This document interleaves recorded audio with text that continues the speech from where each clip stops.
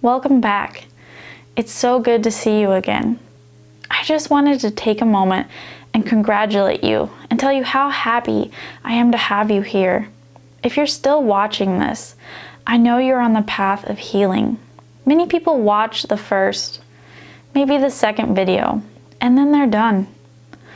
I have saved these last 2 days, these last 2 videos for the best because honestly, they're the most essential. Thank you. Thank you for trusting me with your heart. Grief is an experience of its own, and it can open our eyes to a whole new reality. It is a collection of emotions, thoughts, and experiences. I'm so sorry for the pain you may have endured and the suffering you have felt in your life. Our lost circumstances, they may be different, and I may not know the pain you have or the pain you're experiencing, but I do know. I know what it's like to love someone so much you would do almost anything to get them back. I know love, and so do you. You are incredible, and I just wanted to thank you for sticking with me. So by now, in this video series, you have found what grief is to you. Hopefully, a cat hasn't scratched you recently. You've also learned where our reactions, thoughts, and emotions stem from, and maybe you've discovered some of your own patterns. Now you know the whats, the wheres, and the whys of grief. It's time now to discover the hows of grief, how we feel and how we think.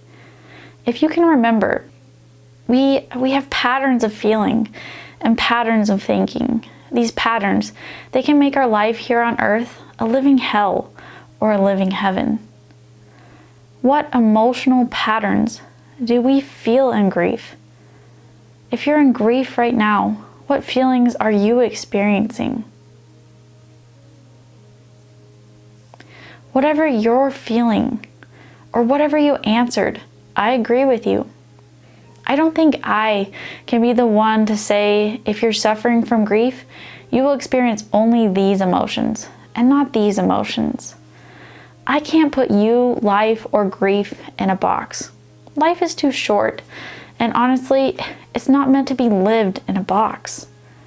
It's a circle. It's round for a reason. If you haven't noticed already, but sometimes in grief, after our loss, you will see people in life. It moves on without us. You feel like you're just stuck back in time, and no one remembers, and you feel alone. When you experience this, what you're reading into is life and people's vibrations.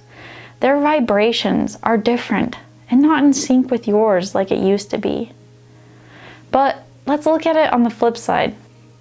How do you feel when you meet and connect with someone who is also grieving or has experienced a loss similar to yours?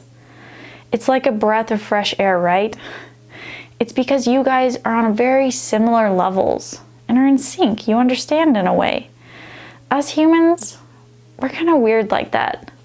Don't ask me why or how we have this invisible force that almost guides us to other people and experiences.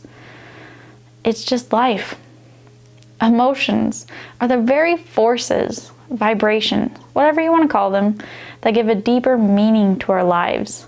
They're the stepping stones that take us through life and help us to connect with its experience. So, what are some emotions you may experience in grief? What are you experiencing right now? Attached to this video are the bullet points of emotions, symptoms, and reactions from my book. But I highly recommend getting that book. It's free, you just pay shipping. And my journal, I took off $9 for it if you want it, to better your experience, to get to know yourself and really dive deep into your grief journey. To keep this short, I want to talk about just one of the emotions in grief. That's right, just one. I want to talk about the mother of all the negative emotions in grief. I promise, by the end of this video, you'll have some understanding as to why I'm choosing to do it this way. So what do you think it is? What emotion do you think causes us all our suffering and conflict? The emotion I believe is fear. Fear is the mother of all other emotions we experience that are uncomfortable. It is 9 times out of 10 the culprit behind our anger, heartache, our sadness, guilt, our shame, jealousy, numbness, our loneliness, and our hopelessness. It's the culprit behind our pain.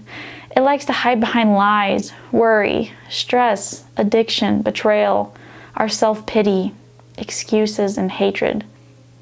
Fear has the potential to ruin and debilitate our lives if we let it. And the only way for you to truly overcome it is to face it. I want to make this super clear. Whatever emotions you are experiencing, that is normal and okay. If this was easy, everybody would do it. Sadly, they don't. Where there is fear, there is freedom. The pathway to healing is about discovering where the fear lies. When you find it, the next step is to take action and face it. How you face it is about discovering why it is there and testing its presence and truth. When you do this, you will soon realize that several false beliefs have been misleading your life. Fear has caused you to have negative and untrue thoughts. Normally, an emotion precedes a thought. We usually think about the things we think because of an emotion we are feeling. If we're in a bad state, our thoughts will likely be negative as well. Same goes for when we're in a happy, good state. If we're feeling great, don't you think we will naturally think positive thoughts? Thoughts and emotions, they're like a peanut butter and jelly sandwich. You can't have the PB&J without the peanut butter or the jelly. They're connected. They're always connected.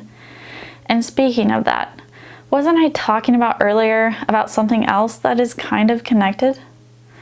Our patterns. If our emotional and thought pattern is harmful, limiting, and disempowering, wouldn't you agree with me our lives have the risk of being negative, a struggle, and a painful daily fight? What if I told you there's a better way to live and you don't have to live a life of suffering and being controlled by these negative emotions? You can choose to feel and think with positive patterns that will uplift you, heal you, and empower you. And lastly, what if I told you I will give you all the answers on how to do this in the next video? I want to challenge you for the rest of the day to be conscious of your emotions and thoughts. If you are willing, I want you to write them down as they occur and see if you notice any patterns, and if there's a way you can tie them back to fear.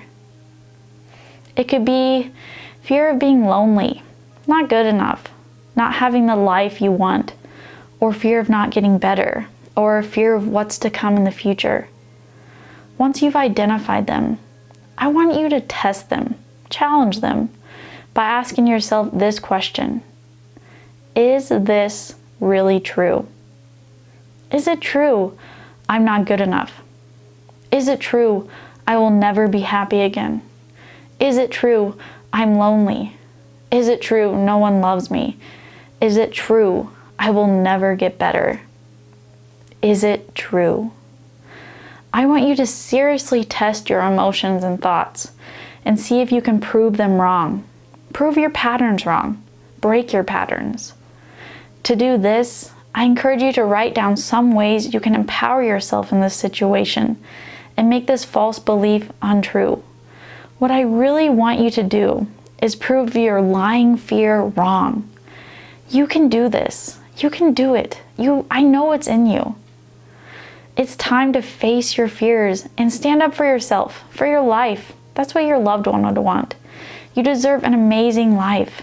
Get ready for tomorrow's video. Rest up and enjoy the rest of your day. Thank you for sticking with me, and I look forward to seeing you tomorrow.